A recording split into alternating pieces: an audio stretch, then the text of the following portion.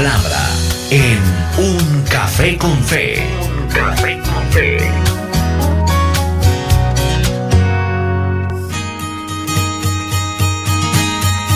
Y este es el tiempo de la palabra de nuestro Dios, un tiempo que siempre dedicamos unos minutos que tomamos para instruirnos con la palabra de Dios. Un abrazo y un saludo para usted que está al otro lado de la radio, al otro lado del dispositivo móvil, al otro lado del ordenador y ha llegado para escuchar esta palabra, quizás a través de YouTube, quizás se la enviaron recomendándole esta palabra, escúchela, compártala. El deseo nuestro es que seamos edificados con la palabra de nuestro Dios. Soy el pastor Max Segura y me gozo en acompañarle en Un Café con Fe y en este tiempo de la palabra. Esta palabra queda alojada en nuestro portal en internet www.caminoestereo.com. Allí queda alojada esta palabra. Hoy vamos a hablar acerca de la obra del Espíritu Santo. La obra. Qué importante de verdad es la obra del Espíritu Santo en cada uno de nosotros como creyentes. Hace algunos días una persona me hablaba acerca del anhelo que tenía de hablar en lenguas. Un varón me hablaba acerca de esto. Y yo le comentaba y le decía, bueno, es bueno anhelar al Espíritu Santo y conocerle de esa manera profunda. Y la Escritura registra, claro que sí, el hablar en lenguas. Pero le decía, pero ¿sabes qué? Es muy importante la obra que desarrolla el Espíritu Santo en nosotros. Y le explicaba un poco acerca de que nuestra tendencia a veces es buscar lo espectacular. Nos gusta lo trascendente, nos gusta las manifestaciones impresionantes. Nos impresionan porque el hombre está diseñado con esto, con sus emociones. Pero más que eso, ahora como creyentes en Cristo, como renacidos en Cristo, es muy importante entender y anhelar la obra del Espíritu Santo en nosotros. Y hoy quiero hablarles un poco acerca de lo que presenta Romanos capítulo 8. Romanos es la carta, es una carta tan importante y tan trascendente. ¿Cómo será de importante que fue la carta, el texto bíblico que utilizó el Señor para hablarle a Martín Lutero cuando él empezó a estudiar la palabra detenidamente? El libro o la carta a los romanos se clavó en su corazón de una manera impresionante. Y Romanos capítulo 8 registra o habla acerca de la obra del Espíritu Santo. Por eso, céntrate en la obra del Espíritu Santo en tu vida. Y hoy quiero presentarte 4 cosas que hace el Espíritu Santo en nosotros, desarrollando esa obra en nuestra vida. Es decir, tienes que entender como creyente, estimado amigo, estimado oyente, que esa obra del Espíritu Santo se tiene que desarrollar en nuestro corazón todo el tiempo, todos los días. Y que es muy importante conocer la obra del Espíritu Santo en nosotros, de verdad, conocerla a profundidad, a tope, sumergidos en esa palabra maravillosa de parte del Señor para nosotros. Hoy quiero decirles que el Espíritu Santo desarrolla esa obra en nosotros y nos presenta 4 cosas, o nos libra o nos ayuda en 4 cosas. La primera, nos libra de condenación. La segunda es que nos ayuda en nuestra vida cristiana diaria. La tercera es que nos identifica como hijos de Dios. Y la cuarta es que nos da vida. ¡Qué especial! Por eso decimos que la obra del Espíritu Santo es sumamente importante. Entonces, que está bien que anheles las lenguas, que está bien que quieras dirigirte al Señor en lenguas y pasar tiempos especiales en la presencia del Señor. Pero también es sumamente importante entender la obra del Espíritu Santo en nosotros. La obra del Espíritu de Dios, de acuerdo a Romanos capítulo 8, que es un pasaje que sobresale en las Escrituras, y sobresale porque se usa frecuentemente hablando acerca de del Espíritu. O como lo menciona 22 veces en ese pasaje. En el original, pneuma, que significa espíritu. Es decir, ese pasaje de Romanos 8 menciona 22 veces la palabra pneuma, que es el original. Significa espíritu. Y en donde encontramos características y efectos de la presencia del Espíritu Santo en la vida del creyente. Miren, es tan importante la presencia del Espíritu Santo en tu vida y en la mía, ahora en la actualidad. Porque el Espíritu Santo es quien nos ayuda a sostenernos, a mantenernos. Hagamos un análisis, sencillo del contexto de esta escritura, de la estructura que presenta esta palabra, de los idiomas que presenta esta palabra, los idiomas originales en los cuales fueron escritos. Recuerde que el Nuevo Testamento fue escrito en el griego. Porque cuando uno empieza a escudriñar el contexto de una palabra y a buscar lo original, esto a uno le permite conocer las facetas de el obrar, en este caso, del Espíritu Santo en nosotros. Eso enriquece nuestro conocimiento del texto que vamos a analizar. ¿Para qué?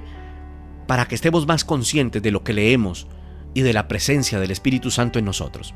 Entonces, 4 cosas en las que el Espíritu Santo nos ayuda. Y la primera es que nos libra de condenación.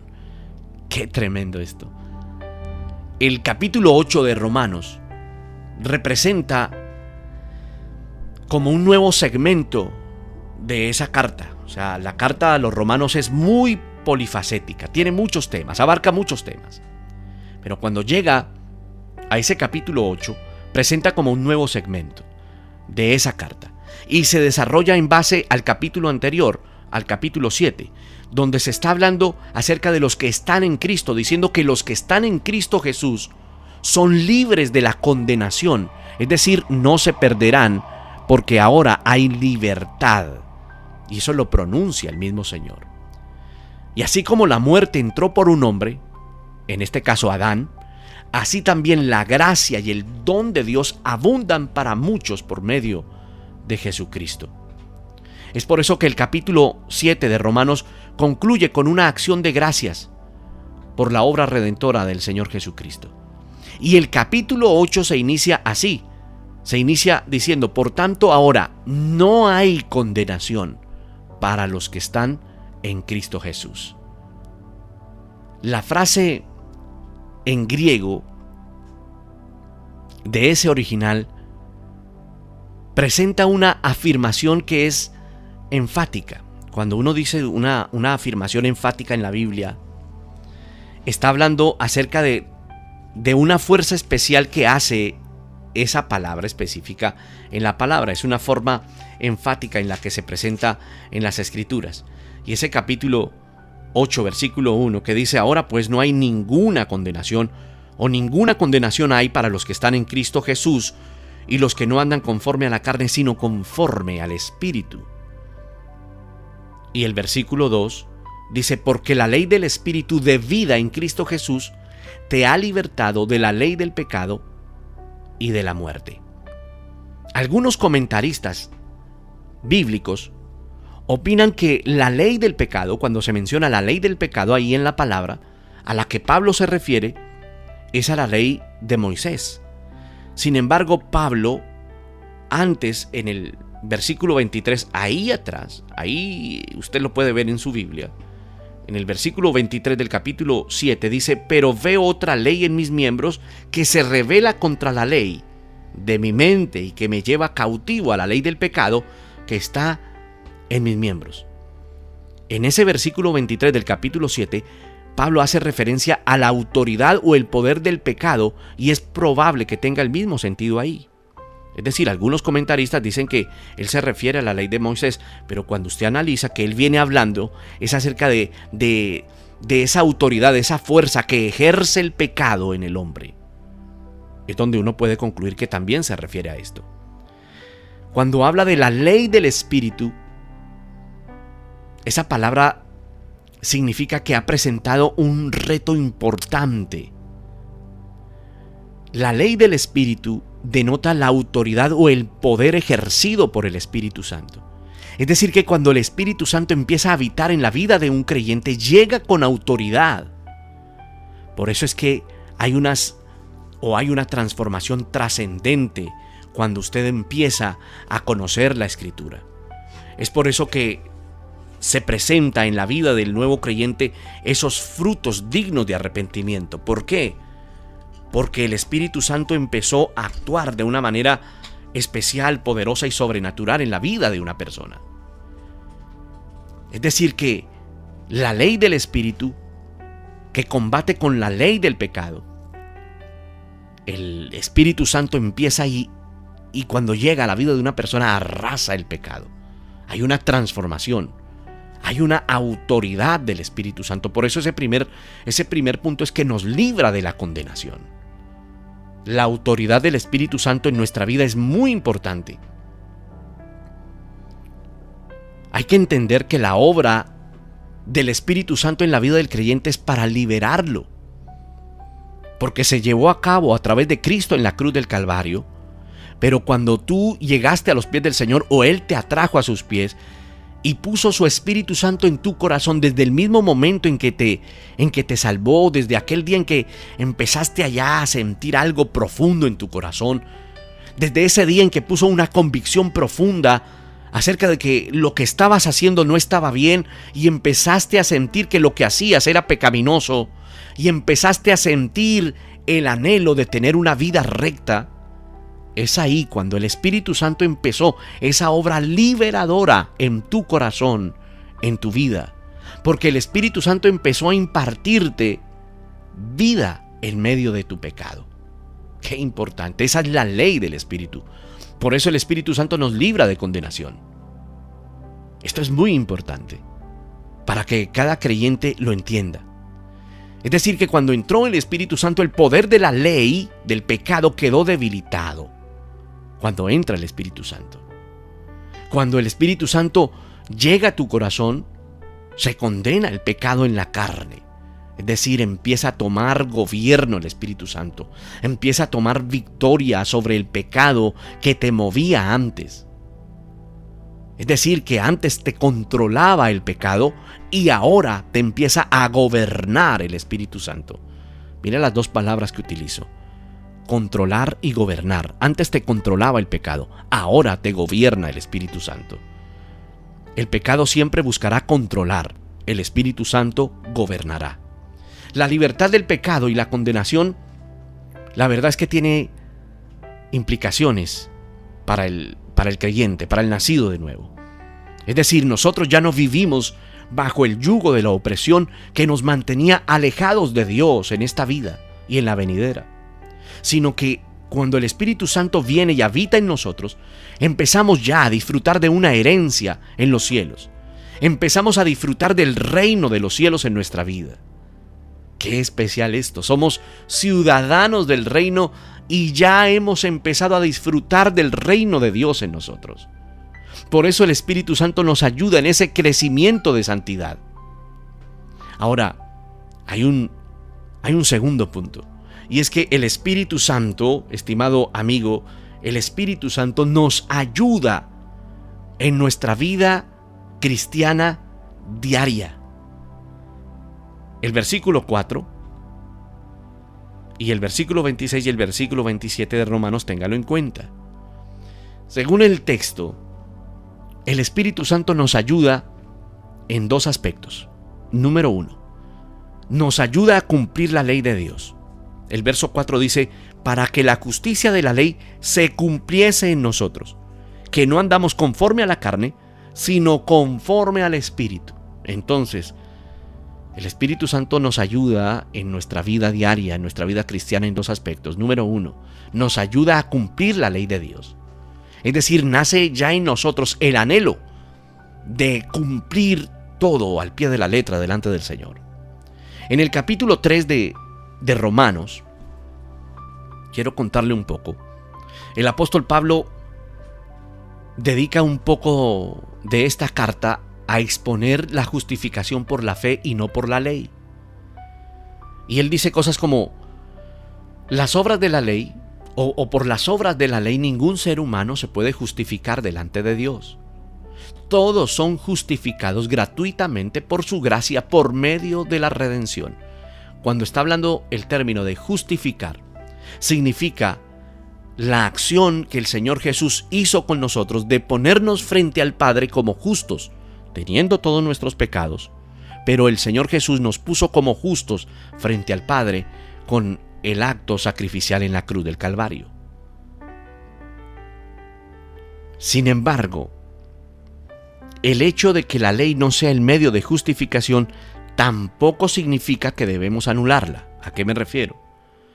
Que no significa que como el Señor Jesús nos salvó y ahora el Espíritu Santo habita en nuestro corazón, no quiere decir que tenemos que incumplir la ley. No, por el contrario. El Espíritu Santo nos ayuda a ser cumplidores de los preceptos del Señor, de los mandamientos del Señor. Cristo nos libró de la condenación de la ley, haciendo que esa ley ya no sea un instrumento para muerte, sino que se cumpla en el propósito divino. Que andemos en ella, que caminemos en sus mandamientos, que los anhelemos, que los disfrutemos.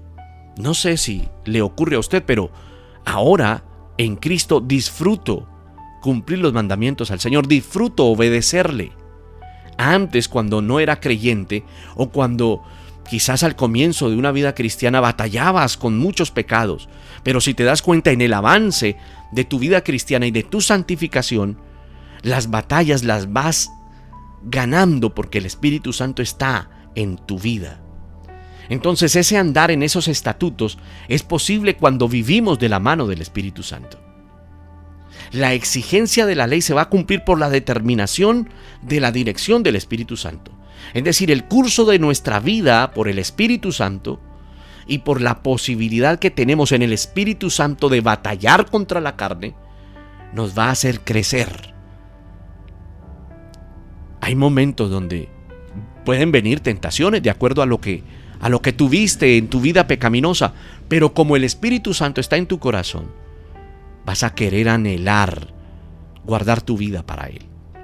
El Espíritu Santo, estimado amigo, nos ayuda en otro aspecto. Nos ayuda en nuestra debilidad.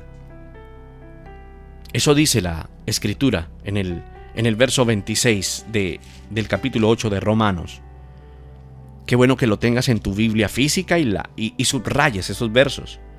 El verso 26 dice: y de igual manera el Espíritu nos ayuda en nuestra debilidad. Pues ¿qué hemos de pedir como conviene? No lo sabemos, pero el Espíritu mismo intercede por nosotros con gemidos indecibles. Eso dice la palabra. Aquí hay una relación estrecha entre la expresión de la misma manera. Si ves que en ese versículo dice y de igual manera, o en otras versiones dice y de la misma manera, con gemidos de la creación y de los creyentes, es decir, con la intercesión, con la oración. Uno observa que cuando tiene al Espíritu Santo en el corazón, el Espíritu Santo gobierna. Qué palabra tan importante, gobierna. Es decir, aunque antes éramos débiles por el pecado y caíamos y vivíamos en pecado y ni siquiera sabíamos que vivíamos en pecado porque nos deleitábamos en ese pecado, ahora el Espíritu Santo nos ayuda en esas debilidades. Pareciera tener mayor sentido si uno lo observa a la luz del verso anterior que dice: porque en esperanza hemos sido salvados, pero la esperanza que se ve no es esperanza. Pues ¿por qué esperar lo que uno ve? Pero si esperamos lo que no vemos, con paciencia lo aguardamos. O sea que el Espíritu Santo nos ayuda en nuestra debilidad, pone paciencia en nosotros para caminar en esta senda como cristianos. La esperanza nos sostiene en medio del sufrimiento. La esperanza nos sostiene en medio del crecimiento. La esperanza nos sostiene en nuestro andar diario. Mira, es posible que en medio de las decisiones que has tomado en tu vida nueva vengan pensamientos a veces como de retroceder, como de pensamientos contrarios que quizás te harán sentir que has tomado una determinación errada. Pero yo te digo hoy que el Espíritu Santo te va a sostener si le buscas, si te impregnas de la palabra, si crees que el Espíritu Santo está haciendo una obra santificadora en tu vida. Por eso es que el Espíritu Santo en la vida del creyente anima, consuela, intercede por nosotros. Recuerda lo que el Señor Jesús dijo en el Evangelio de Juan. Pero el Consolador, el Espíritu Santo, a quien el Padre enviará en mi nombre, Él les enseñará todas las cosas y les recordará todo lo que les he dicho. Ahora, cuando Pablo está hablando acerca de nuestra debilidad, Pablo se está refiriendo a la limitación, hermano, que tenemos a nivel humano, debido a nuestra condición en la carne. Y esa debilidad se evidencia de alguna manera en que nosotros no sabemos, y se incluye el mismo Pablo, si estamos pidiendo como conviene, es decir, según la voluntad de Dios. Ahora bien, eso no significa que el creyente no sepa cómo orar. En las Escrituras tenemos enseñanzas específicas de cómo orar, ¿verdad? De hecho, esa fue la petición de los discípulos: enséñanos a orar. Y el Señor les respondió con la conocida oración del Padre Nuestro. Ante ese asunto surge como un cuestionamiento: ¿qué sentido tiene entonces que el cristiano ore? Mire, ¿por qué no permitir que el Espíritu Santo se ocupe totalmente de nuestra oración? Puede surgir esa pregunta. ¿O por qué nosotros hemos de orar nosotros mismos? Pero la respuesta es esta. Porque algunos dicen, pero si Dios ya conoce todas las cosas, entonces ¿para qué oro? Mira, muy sencillo. El Hijo de Dios necesita derramar su corazón ante Dios en oración, en acción de gracias. Necesita encontrar comunión. El Espíritu Santo ora solamente en los corazones de los que oran. Se activa de esa manera. El Espíritu Santo no puede orar con gemidos indecibles, como dice la Escritura, si nosotros no venimos a orar. Dios ha mandado a su pueblo a que ore y ha prometido acceder a todas aquellas peticiones que estén en consonancia con su voluntad. El Señor desarrollará su voluntad de acuerdo a nuestra oración, y cuando nuestra oración es guiada por el Espíritu Santo, oraremos como conviene y en consonancia con la voluntad del Padre. Hay muchas oraciones que deben ser contrarrestadas por el Espíritu Santo. El Espíritu Santo nos ayuda en nuestra debilidad, intercede por nosotros, como dice esa palabra, con gemidos indecibles. Mire, interesante resaltar que ese verbo que se utiliza ahí, o que utiliza el apóstol Pablo, es uno al que se le añade un prefijo de intensidad.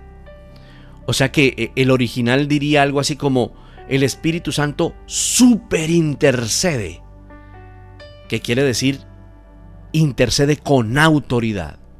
Es decir, no te imagines que el Espíritu Santo es débil y que con mucha debilidad intercede dentro de ti. No, lo hace con autoridad, porque es el mismo Dios actuando en tu corazón. Se ha sugerido que ese gemir el que se nombra en la Escritura alude al hablar en lenguas. Sin embargo, esa interpretación, en realidad, si uno la hiciera así, estaría fuera de contexto.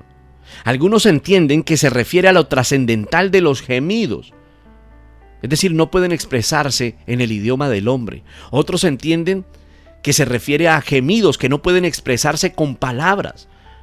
Pero como sea, de cualquier manera, porque se puede interpretar de las dos maneras, se hace evidente que esa expresión de amor de Dios por sus hijos a través de esa maravillosa obra del Espíritu Santo nos ayuda en nuestro andar cristiano. Entonces, cuando dice que intercede por nosotros con gemidos indecibles al final del verso 26, puede ser que sea cuando usted clama en lenguas, pero también puede ser cuando el Espíritu Santo allá en su interior gime y desarrolla esa comunicación con el mismo Señor. No sé si usted en realidad ha sentido esto en algún momento. A mí me ha pasado. Estoy en la iglesia y algo adentro, o estoy en comunión con el Señor en mi oración íntima y algo adentro habla y es algo que uno no puede describir. Es una presencia especial. Cuando yo siento eso, es inevitable no pensar en el verso 26 de Romanos capítulo 8, que el Espíritu mismo intercede por nosotros con gemidos indecibles. Ahora, otro tercer punto, que el Espíritu Santo nos identifica como hijos de Dios. Cómo me gusta ese punto. Somos hijos de Dios.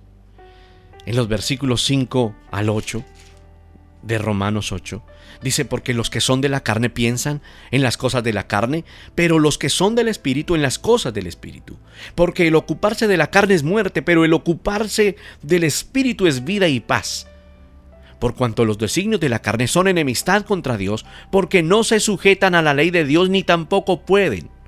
Y los que viven según la carne no pueden agradar a Dios. Ahí el apóstol Pablo hace un contraste en los que viven conforme a la carne y los que viven conforme al Espíritu. Él está describiendo la forma en que cada uno se conduce.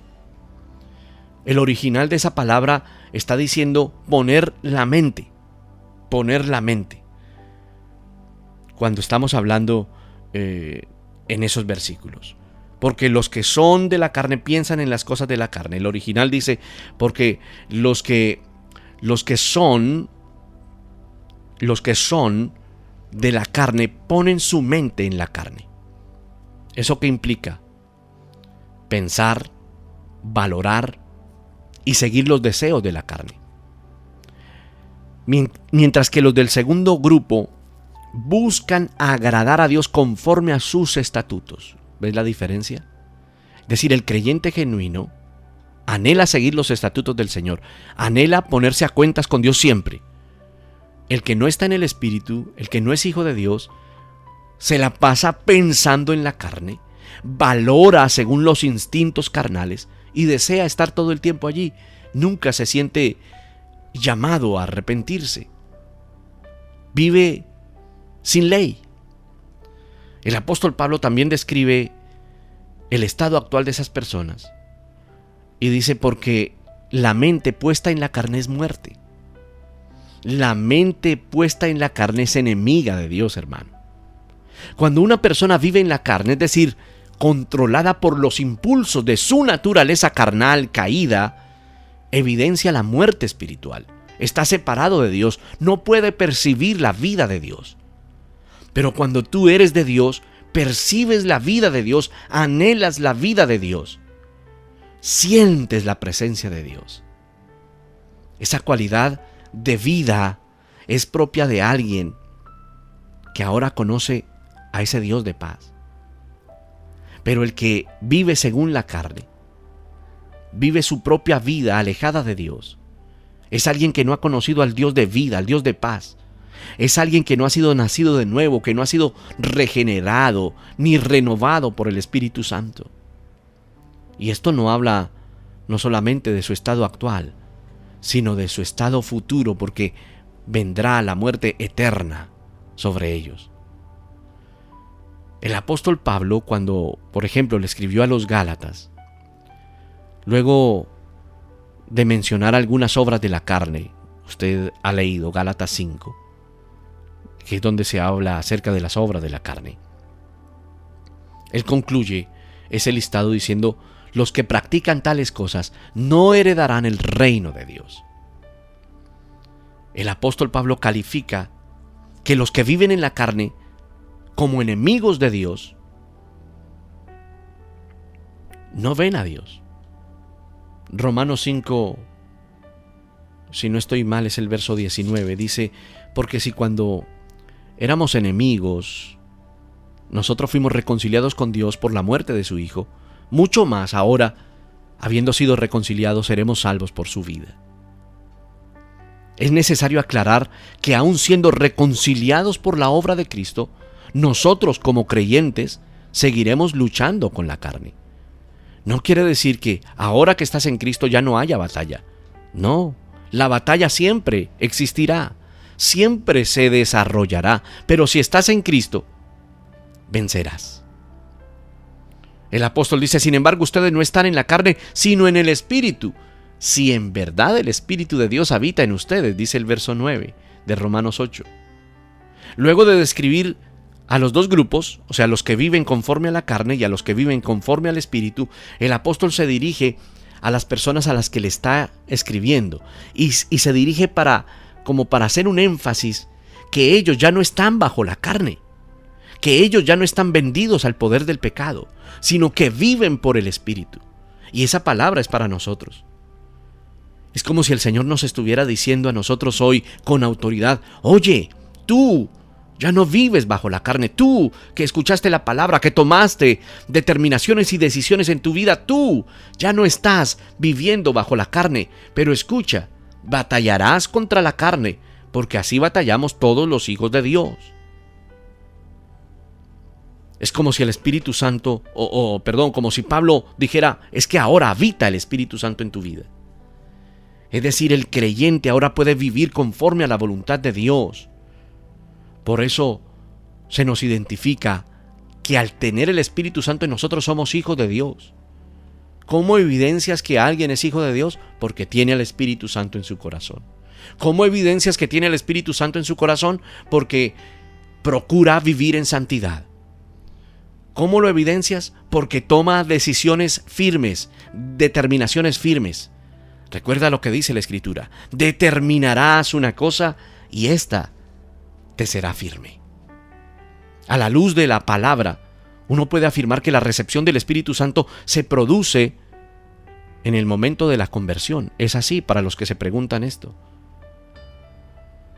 Efesios capítulo 1, verso 13 dice: en él también ustedes, después de escuchar el mensaje de la verdad, el evangelio de su salvación, y habiendo creído, mira lo que dice, fueron sellados en él con el Espíritu Santo de la promesa. O sea que cuando se dio esa conversión, cuando el Espíritu Santo vino a convencerte de pecado y empezaste una nueva vida como creyente, ahí el Espíritu Santo entró en tu corazón. Si alguien no tiene el Espíritu, entonces no es salvo. Pablo lo ha dicho antes. Aquí quiero aclarar una cosa. Hay algunos hermanos que dicen: es que me han dicho, pastor, que si yo no hablo en lenguas, el Espíritu Santo no está en mí. No pienses así, no es así. El Espíritu Santo entró en tu corazón el día que el Señor te salvó. Recuerda ese día. Algunos no lo tienen claro, otros dicen: bueno, fue un proceso, se dio en varios momentos. Bueno, ahí ya estaba trabajando el Espíritu Santo en tu vida. Entonces, si alguien no tiene el Espíritu Santo, no es salvo.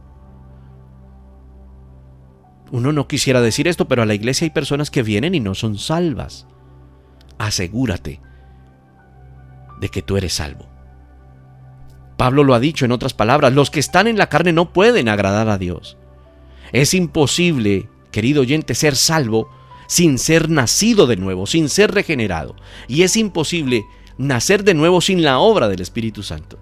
Solo aquellos que son hijos de Dios pueden agradar a Dios, no en sus propias fuerzas, sino por la presencia del Espíritu Santo en nuestra vida.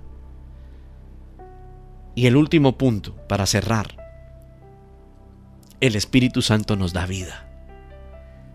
Aun cuando Cristo habita en el creyente por medio del Espíritu Santo, el cuerpo está muerto a causa del pecado. Todos los seres humanos, escucha, todos los seres humanos, hemos heredado de Adán las consecuencias de ese pecado. ¿Cuál es la consecuencia? La muerte. Primera de Corintios 15, 22 dice: porque así como en Adán todos mueren, también en Cristo todos son vivos o vivificados.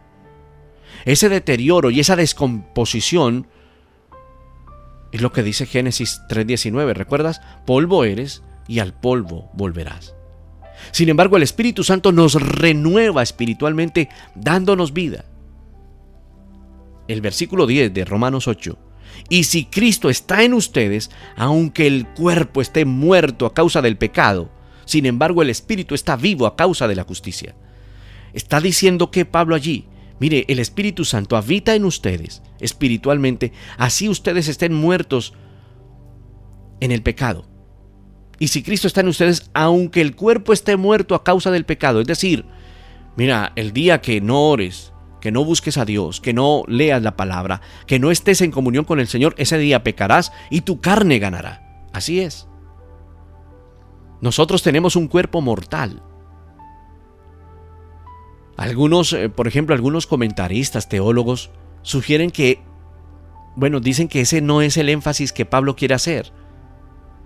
Pero en términos generales es así. El cuerpo de pecado. La carne que se quiere levantar siempre. Deja de orar. Levántate todos los días tarde. Enfócate en cosas terrenales. A ver quién gana. Ganará la carne. Por eso entendemos que este cuerpo está muerto, porque este cuerpo es de pecado. Y por eso el Espíritu Santo en nuestro corazón nos ayuda. ¿A qué? A sentir el anhelo de buscarle, de crecer, de aprender la palabra. Por eso vienes a la iglesia, por eso buscas al Señor, por eso escuchas una palabra de Dios, porque el Espíritu Santo está desarrollando una obra en tu vida. Para llegar a entender la obra del Espíritu Santo, es necesario entender la naturaleza del Espíritu Santo, es necesario entender esa esencia en nosotros.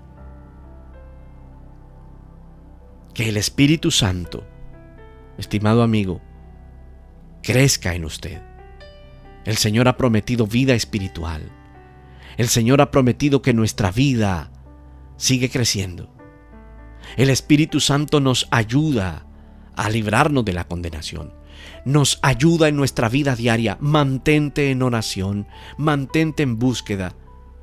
No quiere decir que todos los días andarás con el mismo ánimo. No, es posible que un día te levantes con cansancio, te levantes con dificultades, pero el Espíritu Santo que habita en tu corazón te ayudará, te va a hacer identificar, que tú sientas realmente que eres hijo de Dios, que no tengas duda de esto. Te dará vida continua todos los días. Cierra tus ojos y demos gracias al Señor por este momento. Señor, gracias porque nos libraste de condenación. Gracias, Espíritu Santo, porque nos ayudas en nuestro proceso diario, en esta vida cristiana, diariamente. Oh, cuánto lo necesitamos, Señor. Por favor, no dejes de ayudarnos, Espíritu Santo. Por favor, ministra a nuestro corazón hoy. Llévate la tristeza, por favor. Llévate la desilusión, por favor. Llévate el desánimo, por favor. Y despiértanos a una nueva vida de crecimiento espiritual. Gracias por dar el testimonio internamente de que somos hijos de Dios. Gracias por darnos vida. Respiramos vida todo el tiempo, todos los días. Gracias porque en medio de las dificultades, el desánimo, la adversidad, la prueba, la tentación, el desierto, la tribulación, nos das vida y nos levantas. Tú nos levantas, Señor, porque tú eres bueno.